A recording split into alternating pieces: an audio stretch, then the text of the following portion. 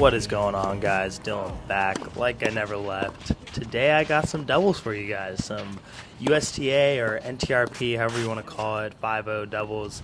We got serving right now. We got the doctor himself, David Reed. You guys know him. If you guys want to see more videos with him and I, leave a link up there. His partner is actually named also David, so he is a recent grad from UVA.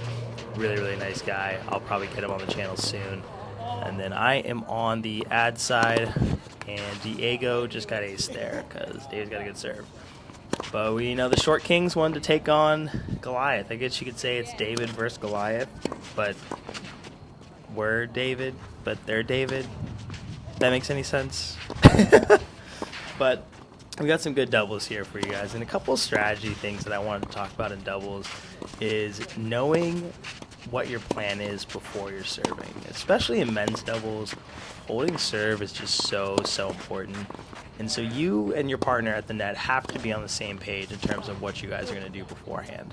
So I'm not showing it, but before every serve, we're given some sort of signal where we're going to serve, out wide, body, tee, and then what's my guy up there at the net going to do? Is he going to poach? Is he going to stay? Is he going to fake? All these kinds of things. You want to make sure you guys are on the same page before the point starts. So that way, if he crosses, I get his back. If he stays, I don't go and cross behind him. You guys want to make sure you have a plan before every single service point. I see a lot of low-level players not really have a plan because they think it's too much to think about. But you'd be surprised how much easier doubles is when you guys have a plan before you serve. And a lot of times playing casually, you'll see a lot of people don't even do signs or signals like that. But it's super important.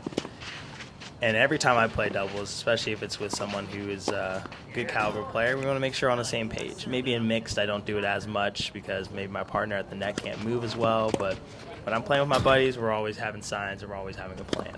Because holding is just so important. You get broken in doubles, it can be so hard to come back.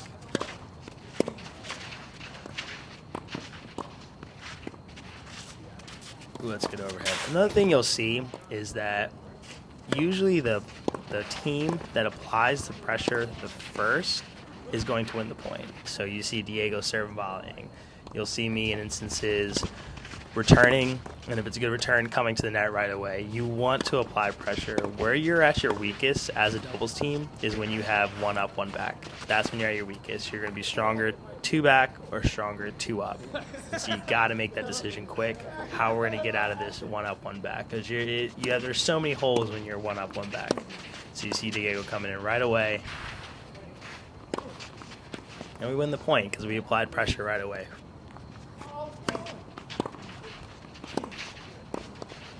Good little volley. See how I came in right after the return?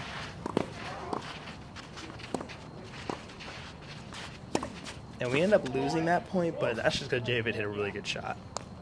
I mean, those are the shots we kind of want him to go for if we hit good returns and we're coming in right away. And see, I should have pushed that back to the person at the baseline.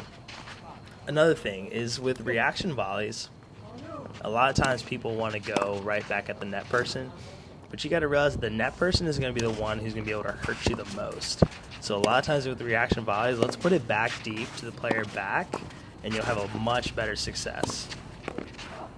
Because unless you can slam it at the net person, usually people have really good hands, and so they're going to be able to deflect your reaction volley into a more strategic location. Like if David would have put that volley back at Diego, we probably would have won the point, but he put it back towards me, and now I'm running to go get that ball.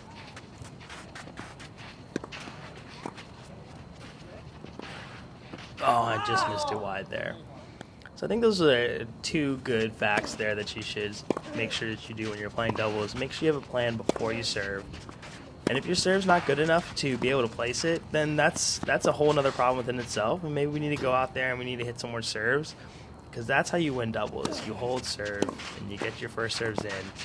Holding is so much easier when you have your first serves.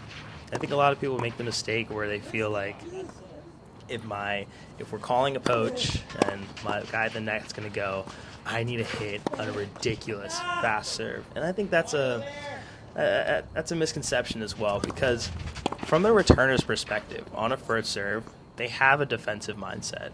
And that defensive mindset is going to kind of hold them back from trying to maybe guess too much where you're going to serve. And so all you really have to do is have a 3/4 pace first serve to the spot that you guys specified, and you guys are still going to be in the advantage. As opposed to a second serve, the returner is already having an aggressive mindset, being like, okay, I'm going to eat up this second serve and I'm coming in right behind it.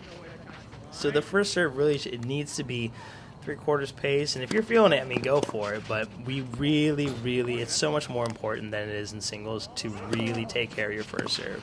Because you can have a good first serve, the person at the net can clean it up.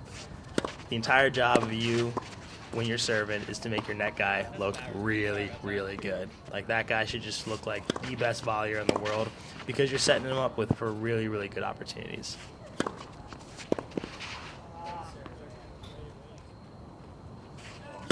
So we're down here, break point. We really need to get this break. Or no, I guess we got to get this hold here. I'm sorry.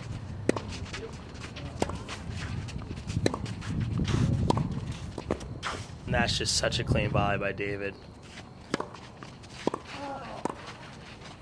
Good volley by Diego. You see what happens as soon as he put pressure on right away, we were able to win that point. And I just reached too much there. One thing that I'm working on with my doubles is I can't believe I missed that, is hiding when I'm going to poach. I feel like sometimes I move a little bit too early. My feet get a little too happy, and I'm all over the place.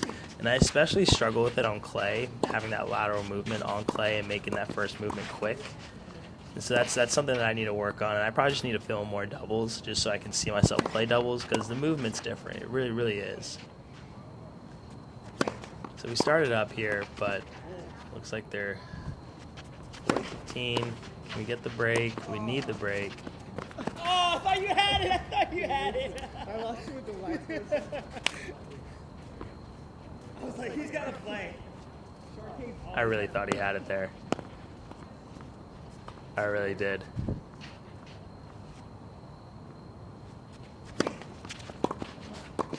That's so tough, and they bring it back to deuce. We really need to get this break to stay in the set. I mean, as you can see, 5-3. But David's got a tough serve to break.